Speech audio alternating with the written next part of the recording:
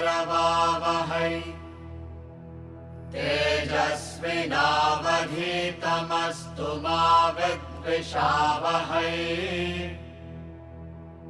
ॐ शान्ति शान्ति शान्तिः।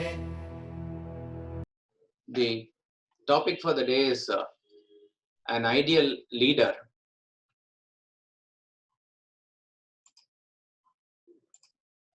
Okay. This quality of leadership is now applicable everywhere, but the quality of leadership is more pronounced and very important in terms of leading a nation, which is to do with governance. And one aspect of leading the nation is to strategize and lead the army during a war, where leadership is of utmost importance.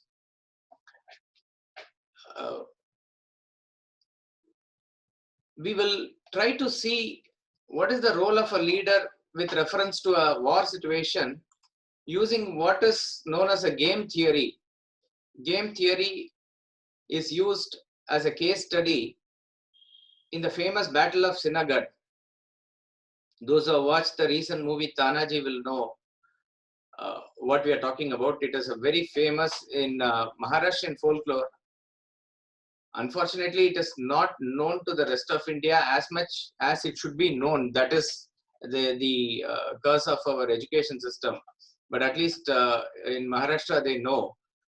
Vedanta Academy, where we studied, it is not very far from this place, Sinhagad. And even then, most people are not aware of this. It's a very famous battle. Before that, we'll get into what is known as this game theory.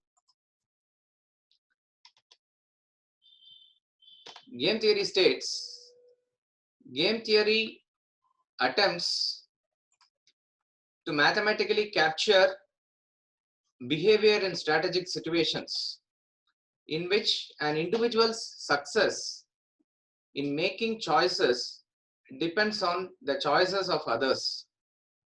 This theory explores the way individuals or group of individuals evaluate their choices, prioritize and make decisions. No matter the difference in our personalities, it is surprising to find that when faced with a problem and multiple choices, almost all of us resort to some common strategies. Game theory is a separate subject by itself, and you can go through various online videos are there. But the famous example that is always given to make us understand game theory is what is known as the prisoner's dilemma. Instead of me explaining it, we'll just see this 2-minute video which explains what game theory is with reference to the famous example of prisoner's dilemma. Let's say Mr. Blue and Miss Red have each been arrested for some minor crime. The police think they committed a more serious crime, but they don't have enough evidence to convict them. They need a confession. They take them and put them in separate rooms so they can't talk, and play a little game.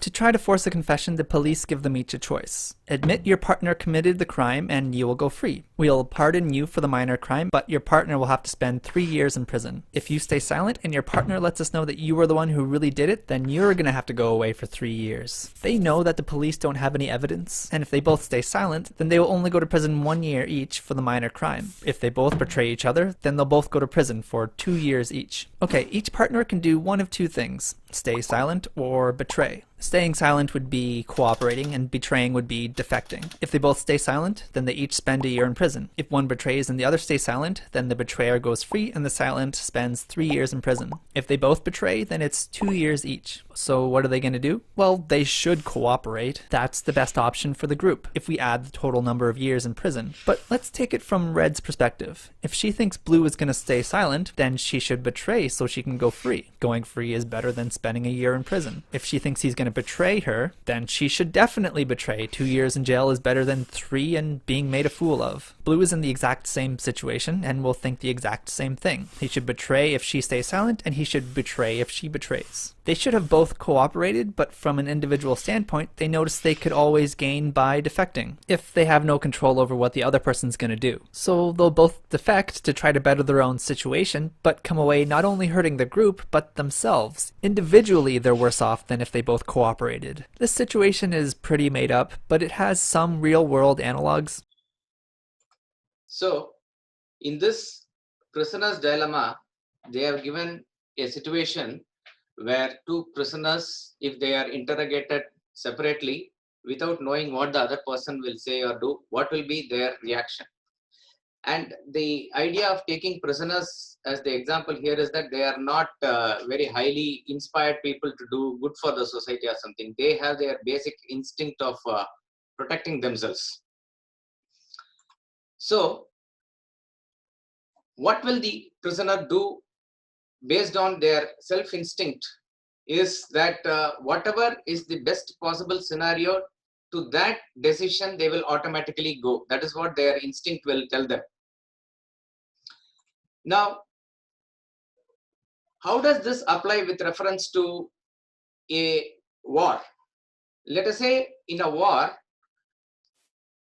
it is the soldier who is putting his life in danger and fighting. And therefore, there is a leader that is required there to inspire them, to lead them from the front. What are the risks involved for a soldier? In other words, the choice that a soldier will make is at any given point of time, however the knowledge he has, however trained he is also, at any given point of time, he will instinctively evaluate the risks involved, and then he will choose that option which involves lesser risk. So what are the risks that are there? What are the choices that is there in front of the soldier when he is actually confronting the war is that generally we can classify this into whether the soldier will fight the war or whether the soldier will run away from the war. These are the two main choices that he has. Whether the soldier will fight the war or whether the soldier will save himself and run away from the war. When I say save himself, save his life and run away from the war. There are risks involved in both the cases. Now, what are the risks involved for a soldier when he fights? The risks involved are that he may die. This is the worst risk, or this is the worst case scenario, that he loses his life. So when you fight, there is every possibility that there is going to be death. There can be injury, and this is sometimes more cruel, that he has to live with the injury, and it is like a painful exercise throughout his life.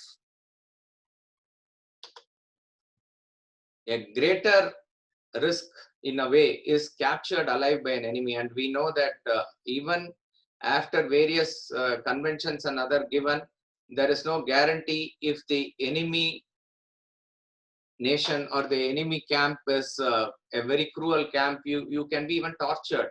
You can be even tortured, and we see the examples even now in the modern world. So there is this risk in fighting, which is death, which is sustaining an injury, which is being captured alive by an enemy. These are the risks if he fights. But running away is not an easy option for a soldier. Remember, he is not an ordinary person. He is trained to fight. A person who comes out of the National Defense Academy, his mindset is definitely different from that of the ordinary citizen of the country. That is why in countries like Israel, they probably make it compulsory for everybody to go through that army training. It makes you a different person, definitely. But what are the risks of running away from the battle? There is definitely a risk of punishment. If you run away from the battle and when you are supposed to fight and you have signed the contract for it, that punishment that you will get from your authorities is something you need to keep in mind always. So punishment is definitely a risk if you run away. surely you will lose your rewards and honor also. For an army person, honor is very much more important than even financial rewards. Bhagavad Gita, Krishna is telling Arjuna that if you run away from the battle, your enemies will make fun of you, and for the honored, dishonor is worse than death. Marana dati richyate, he says. It is worse than even death, and that only a soldier will know how much it is. You see the Mahabharata, that's a serial that's happening now, the war is going on. Each and every normal soldier to the king, they rather fight and win, or their dead body only goes from the battlefield. They are not to run away from the battle. That is how a Kshatriya is trained. So you lose rewards, you lose your honor. And then it's very important that he also has to live with this guilt feeling, which will eat his personality from inside. So there is risk involved in fighting also. There is risk involved in running also. But when a real life situation confronts at that point of time, what is your basic instinct that is going to decide? That is what you need to think about.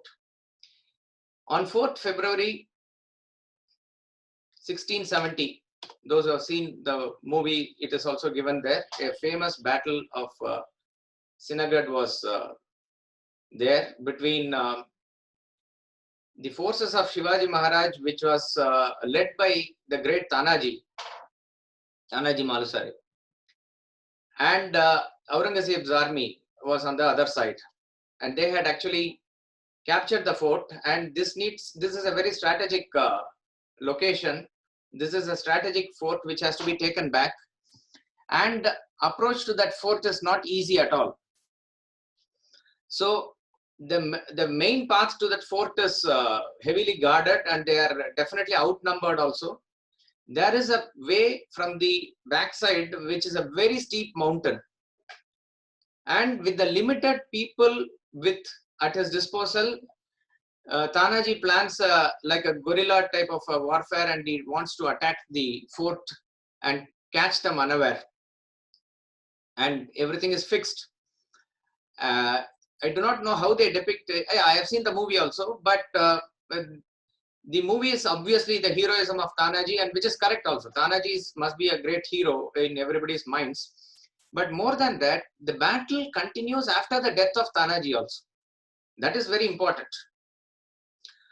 What happens is there is a steep mountain that needs to be climbed, and there is a river or something. There is a water body there where alligators are there, and they come silently in the horse. They cut the horse and feed the alligators so that the crocodiles, alligators don't disturb. They swim the water body, go to the other side, and to climb the steep mountain, they have to put the rope up. They use the lizard, iguana, or mountain lizard it's called, which is very famous for its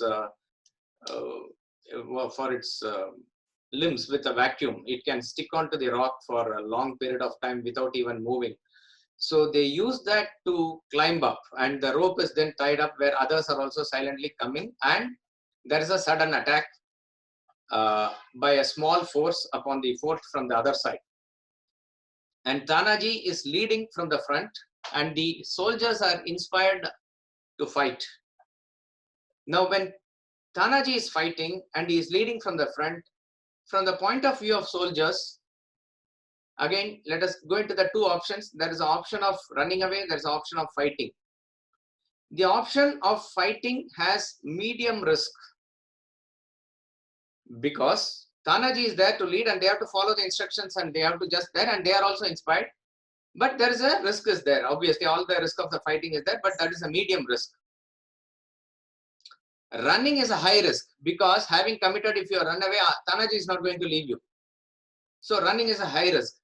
So what is the option of the soldier? The logical option or the logical choice of the soldier is that he will continue to fight. Now, after a substantial portion of the fight is over, Tanaji dies, but still the fight is not yet over on this front. That is where his deputy Sheler Mama comes into picture. He is the next in command of Tanaji, and he is still there alive. He has, let us say, few choices in front of him to make instant decision now, because once the leader is taken out of the equation in a battle, it becomes extremely difficult to coordinate the soldiers in the army. It is very, very important to understand from the point of view of a military perspective. That is what happened to the army of, I forgot the king's name, after Krishna Devaraya, third generation down the line, when Vijayanagar Empire was lost. He was advised, the commander, the king, who was a master strategist, was advised to command the forces from a horseback. But very haughtily and very arrogantly, he chose a elephant's back to guide the forces, and the Sultan forces targeted him first, and they shot him down. He was in a disguise, but still he was found out, and they shot him down. After that, it was a complete disarray, and unfortunately, the kingdom was lost, and it was one of the most strategic loss for the entire India, loss of Vijayanagar Empire. Like that it is. So it is very important that the next in command takes charge immediately. Shalir Mama has, let us say, three options now. He can lead the battle from the front, keep on fighting, assuming that others will follow him, get inspired, and they will also fight. That is one option. Second option is that he quickly regroups them, gives them a pep talk. It cannot be for hours together, but a quick pep talk, that's possible. And then they get inspired and they also fight. Third is that he threatens them with punishment, that either you get killed by me or you fight. Like that, if there is a threaten. Now, what did actually he do? That is what is important. Did he lead from the front and expect others to follow? Did he give a pep talk, or did he threaten the soldiers? It's very interesting that the answer is none of the above. He did not do anything. What did he do? What he did was very interesting, that he went and cut off the ropes that were leading up to the fort from the backside. So there is no chance for the soldiers to run away from that side. So they have no choice but to fight. And then he did not do anything. He continued fighting and emerged victorious. This is the legend about it. Let us see the scenario here. When Tanaji is alive, fighting is a medium risk and running away is a high risk. So the soldier's choice or option will be to fight. When Tanaji is dead, if he tries to convince the soldiers, fighting is definitely a high risk now, because with the leader gone, how anyway you are not in as comfortable a situation as before. Running away is low risk, so he may run away. The choice that he may run away. If he focuses on fighting or leading, then again the fighting is high risk, but running away is no risk at all. Nobody is going to bother about what he is doing, and they may run away again. If he threatens the soldiers, then fighting is a big risk, definitely. Running away is also a big risk. So it's uncertain. But what did he do is that he cut off the ropes. So fighting is definitely a high risk, but running away is extreme risk, because it's a sure suicide, like if you fall from that height. So definitely they fought. Now, why this case study was given with reference to game theory is that how does a person evaluate? This is where a leader comes in. There will be always this percentage of 20-80. It's a general percentage. It need not be that percentage, that it is a small minority which is always going to lead the majority. Whether it is animal kingdom, whether it is a human kingdom, or whether it is a society or community, whatever it is, or a corporate, this is what is the general rule. Therefore, it is very important that we understand what are the qualities of a leader. Now, one may say that it all applies to a government, it all applies to a king, it all applies to a military chief. How does it apply to me, who may not be a leader at all? Now, whether you like it or not, you are a leader de facto. You are leading your family at least. So there is no way that anybody can escape this leadership.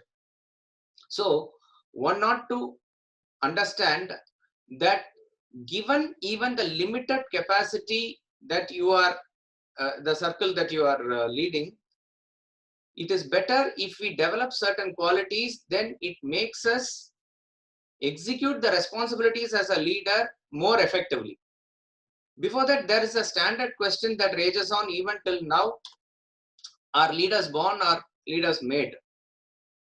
It is a never-ending debate. Basically, from Vedantic perspective, we can say, based on the gunas of a personality, a Kshatriya is one in whom Rajas is of a very high percentage, and a fair amount of Sattva is also there. That is when he is able to lead. He is a go-getter. He is a leader. He is a person who insists on doing things and accomplishing things. He will be decisive in nature. He will be leading from the front. So when your gunas are aligned towards this quality in you, swabhavajam. Gita says swabhavajam. Swabhavajam means born of one's nature, born of one's nature. Does it mean that others cannot? You can. As I said, in the modern context, it is not just government and warfare. There are big corporations, and corporate world needs leadership. Every community and society needs leadership. A school which is not done in the Gurukul way, now every teacher has to be a leader there to the students. The principal is the leader of the school. So there are hierarchy, there are leadership situations at every level. And as I said, in every bottom line, there is a family set up, and the head of the family is the leader there. So there is a hierarchy, and this is there in animal kingdom also. So this is there in the human kingdom also. Now, you can definitely acquire qualities and improve or hone the skill, but by and large, you are able, this is not the subject today, but by and large, whatever is your nature is, you need to go along with it and position your vocation according to your swadharma. That is a different subject altogether. Now, what are the qualities of an ideal leader? These are not exhaustive. Again, Swamiji's points about these in his leadership seminar, and it is given in the book also, the book Governing Business and Relationship, where he gives from the corporate point of view. So some of these qualities we will try to see today in the time available. So what is the quality of a leader? The first and foremost thing is that a leader sets an ideal. What is an ideal? An ideal or a goal is that which you are able to visualize beyond your self-centered interest. The moment you say leader, he is leading a unit, be it an organization, be it a government, be it a society, be it an NGO, whatever it is. He is leading a unit, and that unit is for a purpose. Not everybody down the line will be able to have that visualization, because if you have that, you will be in the leader's stage. Another thing, so we see in our Shastras also that the ideal combination is that of like a Dasharatha and Vashishta, or a Rama and Vashishta, or a Chandragupta and a Chanakya. We see that Chanakya is very strategic in his thinking. He is extremely selfless in nature, but he does not take up the role of a king himself, but he prepares a Chandragupta Maurya. Vidyaranya Swami, the great Advaita Acharya in Shankaracharya's parampara, it was he who was instrumental in inspiring two brothers, Harihara and Bukka, who became great kings, who laid the foundation of the Vijayanagara Empire. Okay, so a person can have even strategic thinking, and he can visualize a high ideal. So it is with the help of others, and if it gets transferred to you, it is by yourself, that you are able to visualize something big. That is a leader. A leader is able to see something which others are not able to see. Only then he will be able to pull them along and go there. So setting of an ideal is very important as far as a leader is concerned. Even with reference to family, there may not be a big ideal in most people's life, but at least in terms of values and other things, whatever you set the standard, you are able to visualize, that is what is going to get transferred to the other members of the family also. So setting an ideal is a very important aspect of a leader, that he is able, ideal or goal means you are able to convert your desires into a higher aim or a higher objective, which is little beyond your selfish interest. It need not be very high, but at least to inspire, it has to be somewhat more than what we normally operate now. So a leader is able to visualize a goal, an ideal. Having set the ideal, he follows it up with action. So a leader does not set the ideal. That is why I said, if Chanakya or Vidyaranya is able to visualize something, they are able to implement that in action in preparation of an individual. That is why they were all great karma yogis also. But then this leader, who is the actual leader, he doesn't sit quiet. He is a man who is going to accomplish things.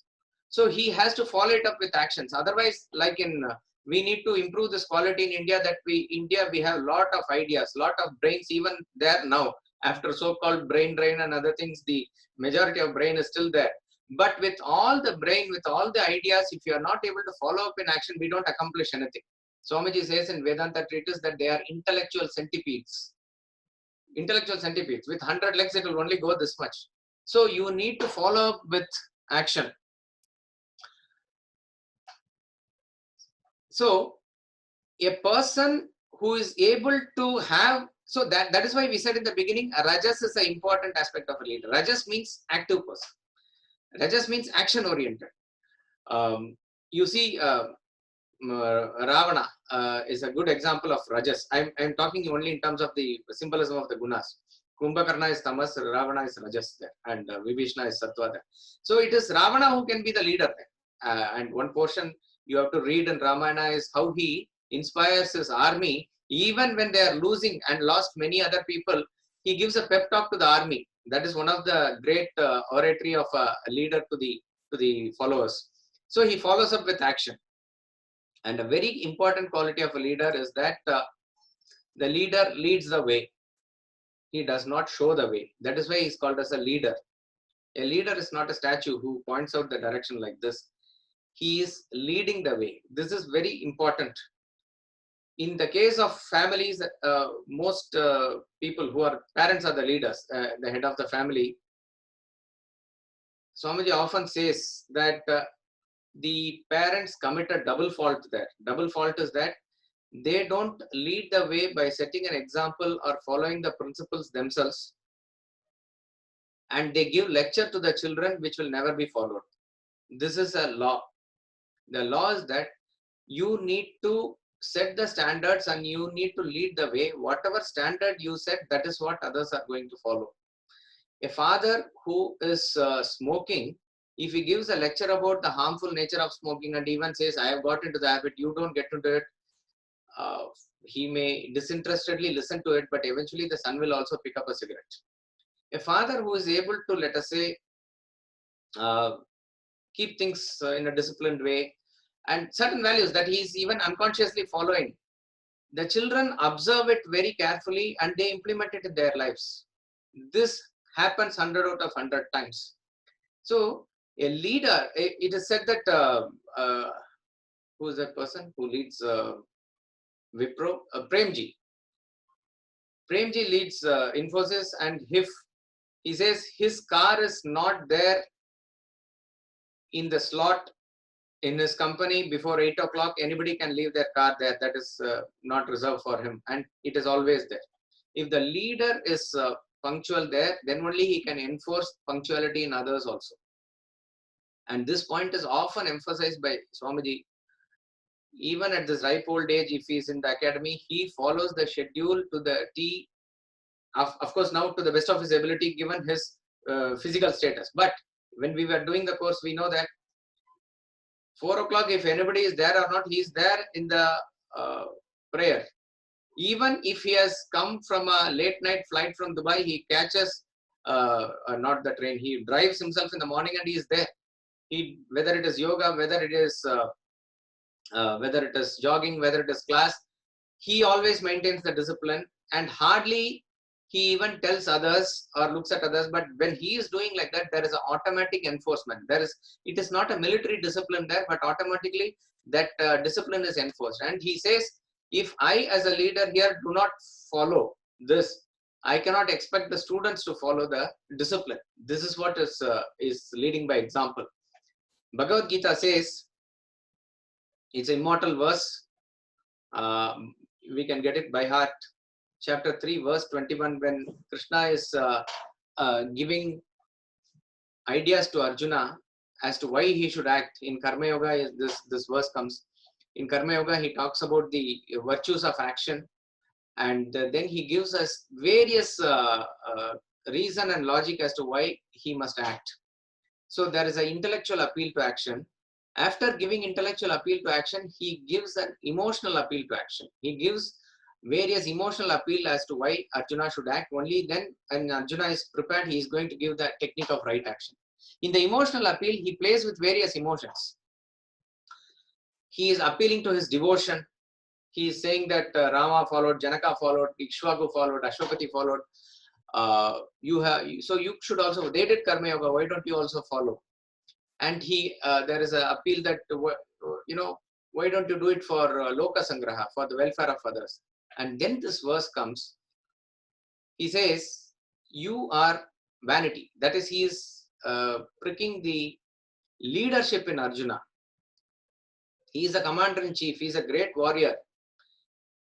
Even today morning episode of Mahabharata, if you saw, Duryodhana is saying, if Arjuna is taken out of the equation, the situation is that Abhimanyu is dead. Abhimanyu is dead, and in the 13th day battle, and Arjuna takes a vow that 14th day before the sunset, he will slay Jayadratha. If Jayadratha is not slain, he says, I will enter fire. I will kill myself. This is his pratigya. So the Kaurava camp is having both the emotions. Jayadratha is terrified now, but they are also counseling if you are able to ward off Arjuna's challenge. If Arjuna is stopped for one day, then he will follow his word and he will kill himself, and the victory is ours. So Duryodhana says, if Arjuna is taken out of the equation, others can be taken out like how I can pluck out a carrot and radish. That is the example he gives. So Arjuna is a very important person. And in the beginning of Bhagavad Gita war, if you remember, he puts down his bow and arrow and he says, I will not fight. So Krishna is slowly injecting the knowledge into him, and here he is emotionally appealing to him that whatsoever the superior person does, acharati, underline the word does, that alone other people follow. Whatever standard he sets, sayat pramanam kurute, lokastad anuvartate, the world follows. So invariably, it is the standard that is set by the leader that is going to be followed. Whatever he walks, acharati means what he walks, what he does, whatever he shows as example, that is what is going to be followed. If the chairman of a company sets certain standards and values, that is what is going to percolate down till the organization. There was a case study. One of the top industrialists in Bombay approached our Swamiji to clarify a point that in his industry, his company gives the maximum perks and emoluments to all the workers. He showed all the figures. Average salary that is paid to all the workers in this industry is much more than others. Like that, it is in every way that they are better off there. But maximum strike, maximum lockdown, maximum problems and obstacles are happening in his company only compared to other companies. So he asked Swamiji, what could be the reason for this? So point blank, Swamiji asked him only one question, that what is your attitude towards the company as a managing director or as the chairman? Are you trying to squeeze the company for your own personal benefit, or are you trying to genuinely think in terms of contribution towards the company? He confessed that I am also thinking in terms of how I can use the company to my own benefit. He confessed. So Swamiji said, if you are having this attitude and you are working in this fashion, how do you expect anybody else to work apart from their own self-centered interest? It will not work. It will not work. It is the attitudinal change that has to come from top to bottom. It is said that if the culture and civilization does not percolate from top to bottom, Eventually, revolution will come from bottom to top. You can take the history of any revolution in history, be it Russian Revolution or French Revolution or various other small revolutions that have happened in a company or industry or a nation or a society. You will find that whoever is at the top of the hierarchy, who are supposed to govern, supposed to rule, they become completely divorced away from values, away from compassion, away from all the things that are required to govern and rule, and they alienate the people to such an extent that beyond a point it will not sustain. Then if it is not percolating down and each and every person does whatever he wishes thinks is right or instinctively what is required, then invariably there will be a revolution that will be there. So this is what will happen. So it is very important that leader sets the standard.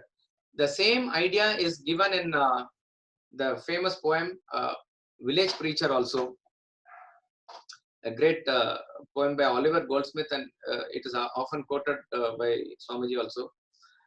And as a bird, each fond endearment tries to tempt its new-fledged offspring to the skies. He tried each art, reproved each dull delay, allured to brighter worlds and led the way. So you can see it in Animal Planet, how a bird teaches flying. It has no choice also. Sometimes the geese lay their eggs in a very tall mountain or a cliff. That's how it is.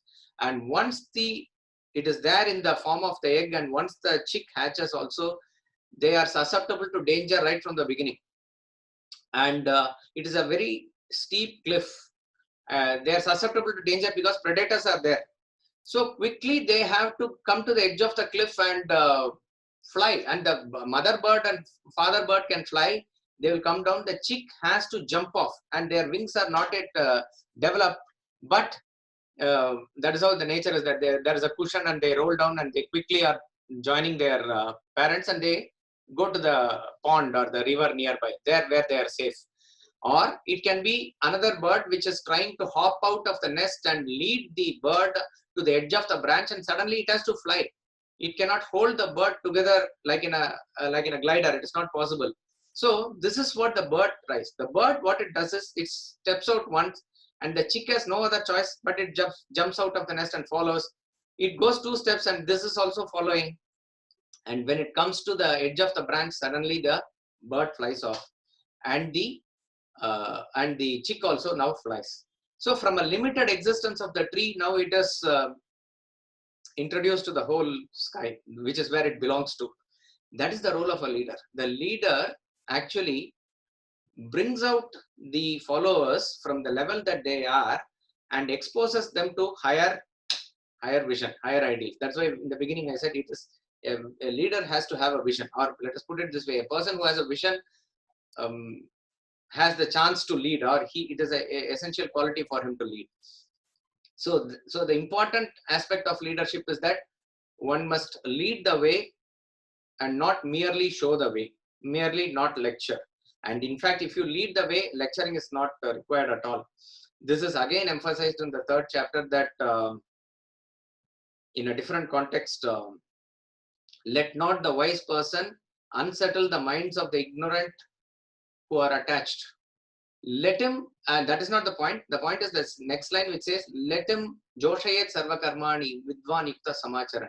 Let him unite himself to higher ideal, self here, higher ideal, which will inspire others, That is the way. The right way is to unite yourself with a higher ideal. You will be able to inspire others.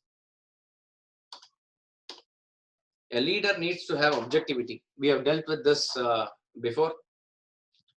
Objectivity comes from the word object. Object is different from the subject. Every experience has 2 things, subject and the object. The tendency of the mind is to get involved in the object. Therefore, you lose the subject into the object. You lose objectivity. That is called as involvement. And the moment you are involved, you will not be able to get an overall picture, and you will not be able to lead. For argument's sake, in a war strategy itself, if the leader is going to get involved in each and every person down the line, what he is doing and what he is not doing, he will not get the overall picture of the war and where it is going through. It is exactly applicable at all levels. A person who is at the chairman or managing director's level cannot go and poke his nose into each and everything. Of course, it is, we'll come back to that quality later, that he has to form his teams and other things, but personally, he must keep himself aloof from every other normal day-to-day things. Management, by exception, also talks about this only in management, that you must, it is possible only if you're objective about it. You need to be apart from it. If you get involved in each and everything, you lose the overall picture of it. So the quality of the leader is that he maintains objectivity. A leader is accessible. This is very important. We have sometimes a wrong notion that as we grow up in the ladder, that we are making ourselves as inaccessible as possible for the people down the hierarchy. That is not a right attitude. A leader must be always accessible. See, there is a quote in, I think, Shakespeare's one of the famous portions in Hamlet, Polonius' advice in Hamlet, where he says, "Be thou familiar, but by no means vulgar. Be thou familiar, but by no means vulgar. Familiarity breeds contempt." So, a leader must be one who should not become too close or too friendly with others. When I say friendly, it is not the mental attitude. There was a case that a college principal who was genuinely friendly with the boys, with the students, he brought himself to such a level that he would put his arms around the students and walk with them and do whatever he did. But eventually the students lost the respect for him as a principal, as a teacher. So it is different. Even parents, as we discussed in the parenting thing, you need to be friendly, but you are not friends. As the person grows into your teenager level and into adult mode, that is when your attitude changes into a friend. At the same time, also remember, your attitude is to be like a friend. It says mitravat. Mitravat means like a friend. Parent is different, friend is different, definitely. But your attitude changes like a friend. So you can be like that. You cannot make yourself easily easily be familiar with others to such an extent that you are taken for granted. Not that way. But it is very important, even the last person in your organization also has an accessibility. The great kings of the past had this.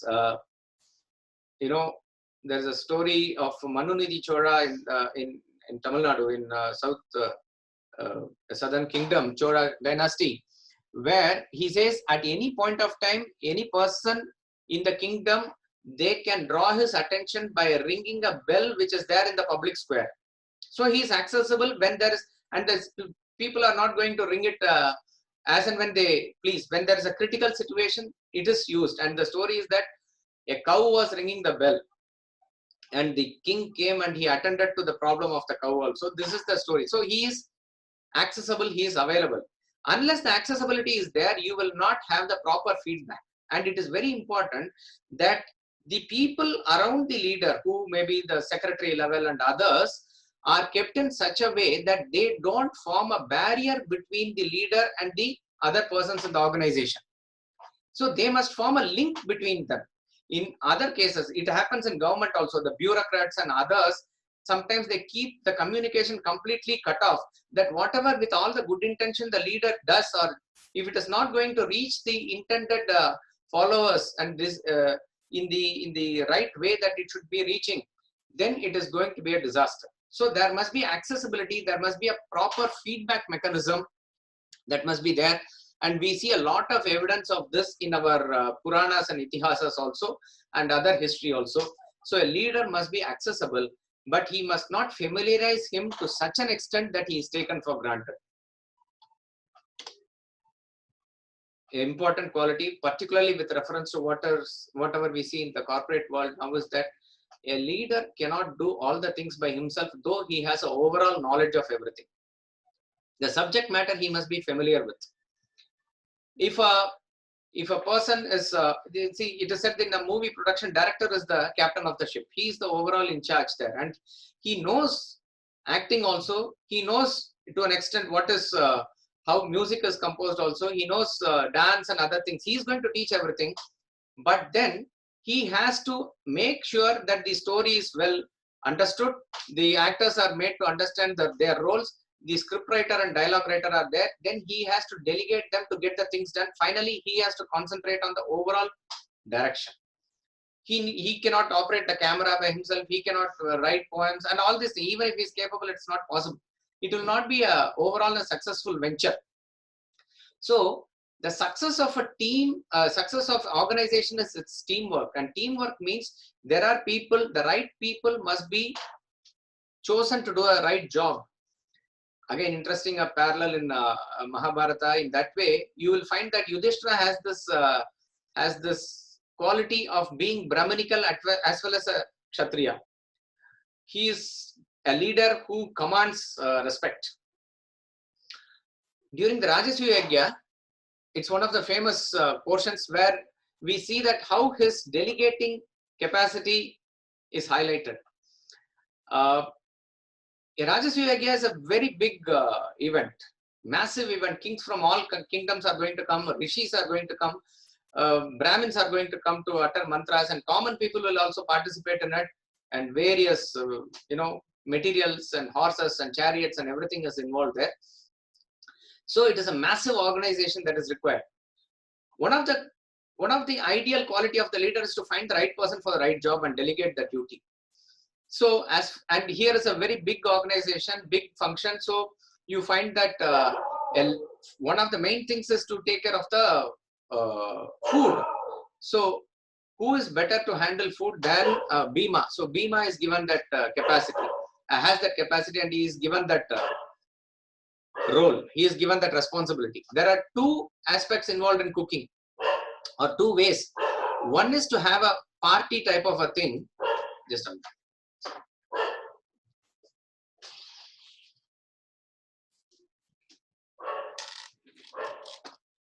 If you call people for a party where there are limited people invited, RSVP, and you have a extremely beautiful items, prepared desserts and various with decorations and all very fine items there, that is one way of cooking. That is, it is catering to a limited number of people, but there is a extravagance or a deliciousness in the food. All this is very important there. How you present it, finesse is very important there. That type of a cooking is called as Nalapaka. Nala is an expert in that, the famous king Nalaga. And where do we use Bhima Paka, or Bhima as a king, is when there is a, let us say there's a meeting by the chief minister. She has called Trinamool, all the cadres and to Calcutta for a meeting. There you cannot go by finesse or various items. You need to give them rice and dal or whatever is the essential thing. And you need to serve them sumptuous, good food. And that is to cook for people. And Bhima was an expert in that. Arjuna had a reverence always for the elders, to always have that respect as his natural quality. So whoever comes as the guest, to receive them, and the elders, everybody to take care of them and to lead them to wherever they are, to stay, all these things is Arjuna's responsibility. Nakula was very good in material management. All the people who are going to come in chariot with their horses, the horses need to be fed, the charioteers need to be taken care of, and all the things that are required for overall construction of the pandals and various other things. This requires extraordinary material management, and that is what Nakula was famous for. Sahadeva was spiritually oriented. The yajna essentially involves the activities there is rituals. So there are various things that go into very minute and subtle details in it. Things that priests ask must be there in the right time. What rishis ask must be there. The holy water must be stored in a way. The fire has to be there. The leaves, the ghee, the grains, various other things that are minute details with reference to the yajna itself was given. Sahadeva was given that responsibility. And Draupadi, It is the lady of the house who will make sure that everybody is satisfied. Ultimately, there is no other substitute for that. She made sure everybody is comfortably staying, everybody is comfortably fed, everybody. So it is her duty to inquire into that, and she is the overall in charge of that. Duryodhana. Duryodhana is a person in whom jealousy is inborn. He is a picture of jealousy. Always, and in a function like this, people will bring in a lot of presentation and gifts. So there are always persons who are constantly looking at, even in a marriage, what present who is bringing, this sort of a thing. So Yudhishthira made him the person in charge or responsible for collection of the gifts also. And Duryodhana was handling it because he will definitely know anyway. And there will be return gifts also. Whoever comes will not go empty-handed, and it's a great, you are the emperor of the emperors now, and you are going to distribute gift. And suppose even if the person who is wanting to give has sanctions, suppose you give the responsibility to your manager. The manager, sometimes being a very loyal person, his hands will not, suppose you say give freely to everybody, he will look at the face of the people and withhold some money, not for himself, but for his boss. But this is not the situation to do that.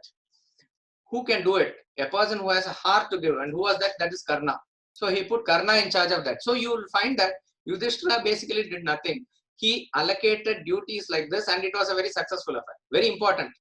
What duty was Krishna allotted? Before he could allot, Krishna took up the duty of washing the feet of every rishi and the people who are coming there, maybe arranging their chappals. And he did it so perfectly. He would wash their feet and sprinkle that water on his head. He was given the prime honor at the end of the Rajasuya Yajna. Only he deserved it. As a lord of the universe, he is showing what should be done. That is what he says to Arjuna also. I need not work. I need not achieve anything. But I am involving myself in work. I am doing action. Why don't you also do? Like a personal example he is doing. And that personal example that he has told in Bhagavad Gita, he has lived that and shown. Before that in Rajasuya Yajna, he said, this is what you need to do. Persons of knowledge, if you are able to even touch their feet, you will absorb their knowledge. As simple as that. So this is what delegation of work is all about. And you must have that consistency to follow up with them. That is the quality of a leader. A leader is very impersonal in his attitude. There is nothing personal about it. Swami Ramtirtha says, as Napoleon commands his armies, he stands there in the small mound, and a large army is coming. In those days, there were no microphones or anything. But he says halt means the entire army halts. How does he get that power? He does not see it as my war, I should win. He is talking about that particular situation. He is completely different from it, apart from it. There is no personal glory or personal thing that a leader will give importance when his goal or ideal of the organization comes to the forefront. A good example in recent times is Mark Taylor was captain of Australia before 96, 95 onwards, I think. After border, Mark Taylor took over the captaincy, and he was a great captaincy material, and under him, Australia consolidated. Under border, they were not even in the semi-finals of the World Cup, 92. Consolidated under Taylor, and they were becoming a great team. In Pakistan, there was a match, I think, in Lahore, where as a captain, at the end of the day,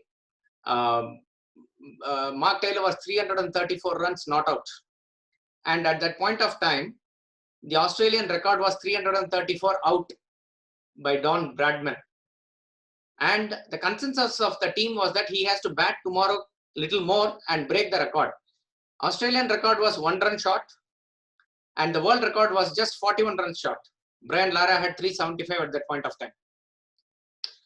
Despite the team's consensus, despite the capacity they had to bowl the opposition out, Mark Taylor went ahead and declared the innings. That is a leader, and that is why Australia were ruling for a long time. That is the stuff that the leaders are made of. After Mark Taylor, Steve Waugh, Ponting, Shane Warne, Gilchrist, all were aspiring to become the captains. But once Ponting was chosen, Gilchrist and Shane Warne fell in line. That is how it must be. It must be the leadership is as such, there's nothing personal involved there. It is completely impersonal in attitude.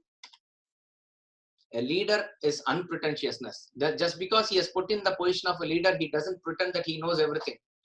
He is always on a learning mode. When he doesn't know something, he says, I don't know. And he does not make a show out of nothing. This is a very important quality of a leader. And finally, when I say finally, these are not exhaustive qualities. These are some qualities. There may be there also.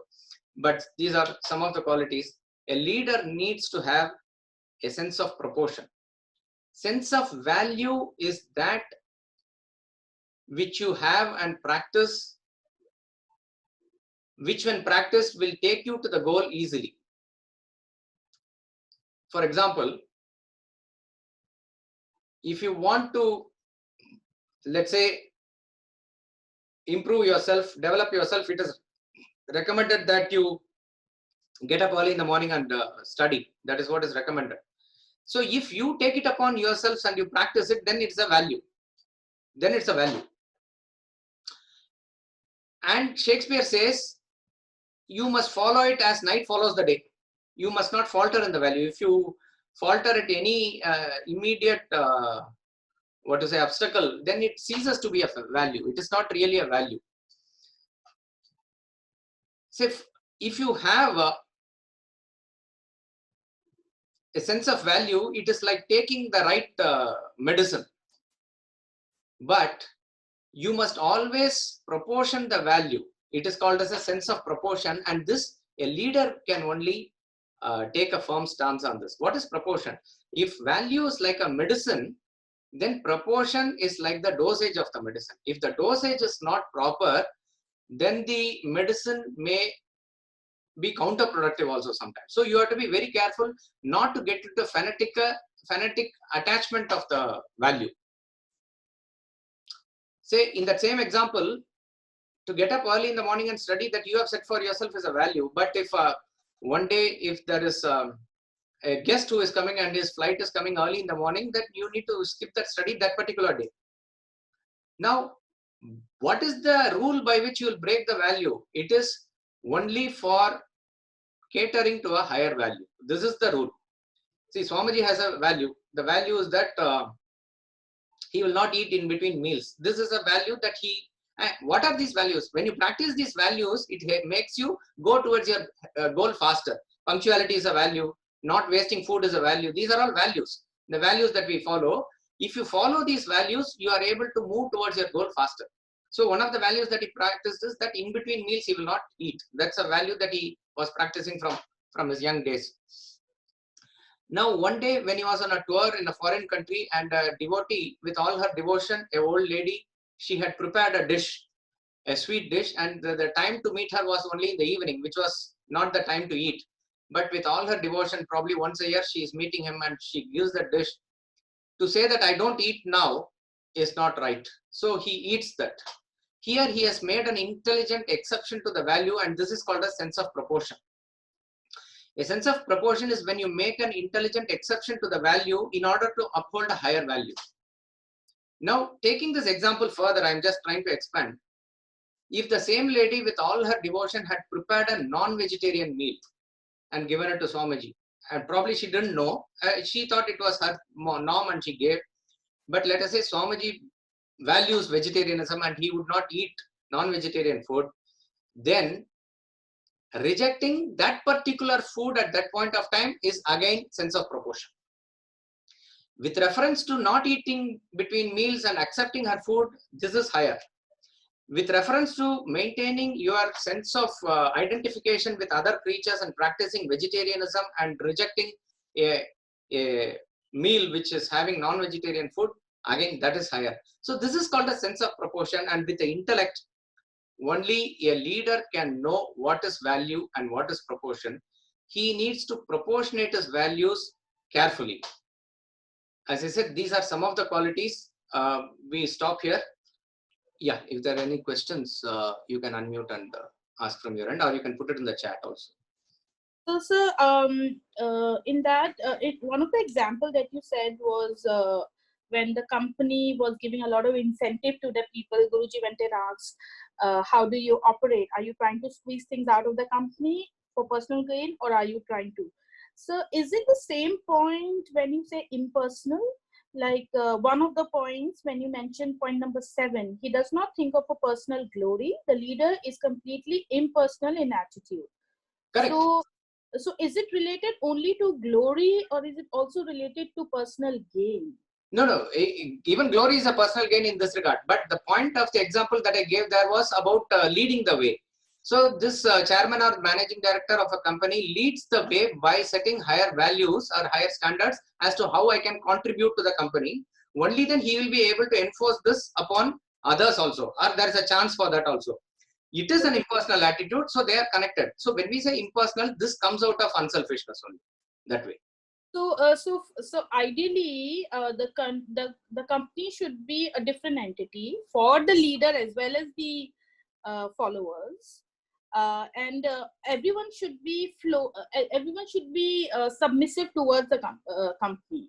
That is the ideal, right? How I can serve the company, or how I can be of any benefit to the company. Correct. At any level for that matter, if I'm able to place my country above myself, to that extent I'm impersonal, or it could be your organization, it could be your community. So when we talk about personal and impersonal, it is in stages. So that to the extent that you are able to dissolve your ego in a bigger circle, to that extent you become impersonal.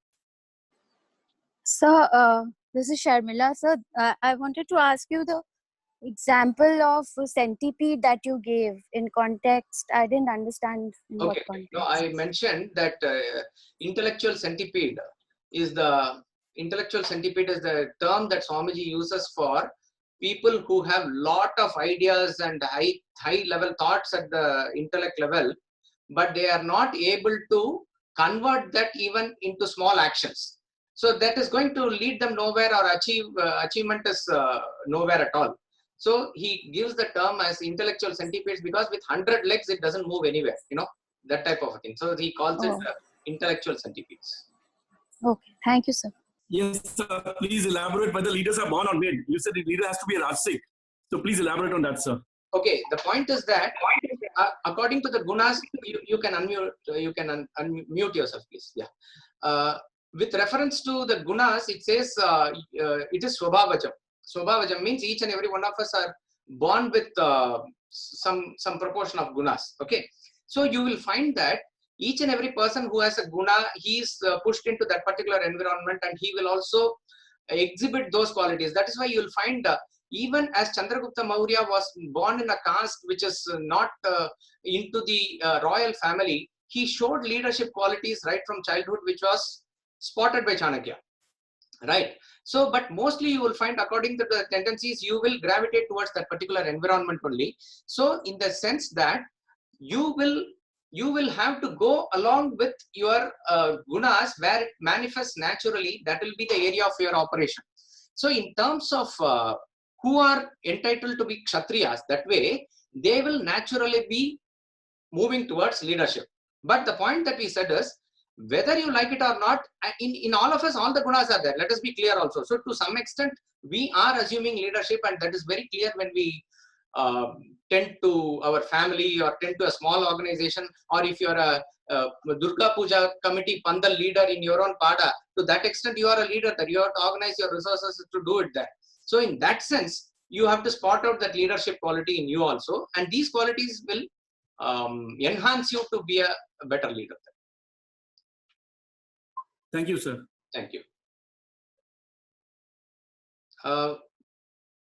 With reference to Shruti to me privately, okay.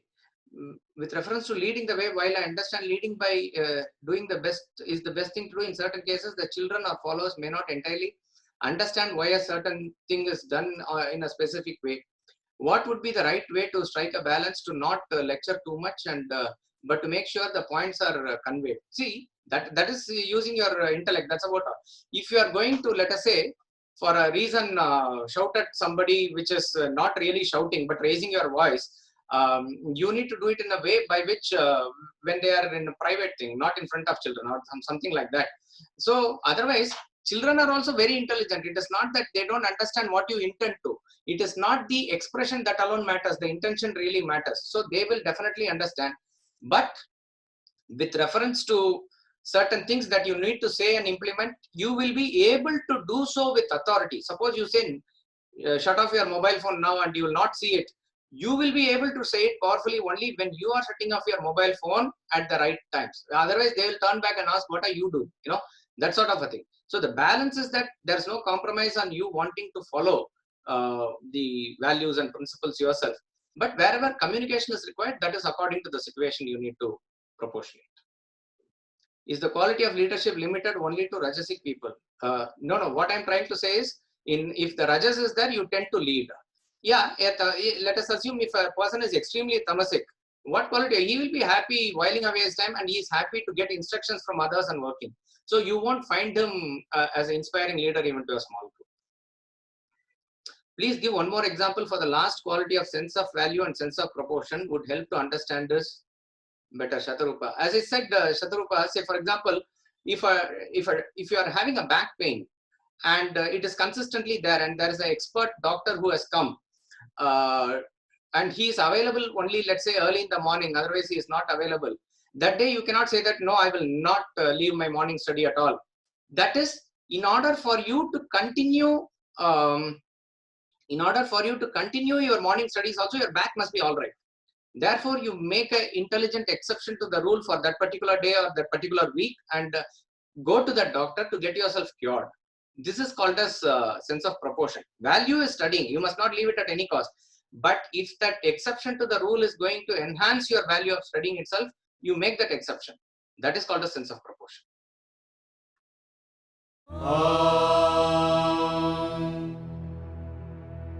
Poornam Adah Poornamidam Poornat Poornamudachyate Poornasya Poornamadaya Poornamevavashishyate. Om Shanti Shanti Shanti.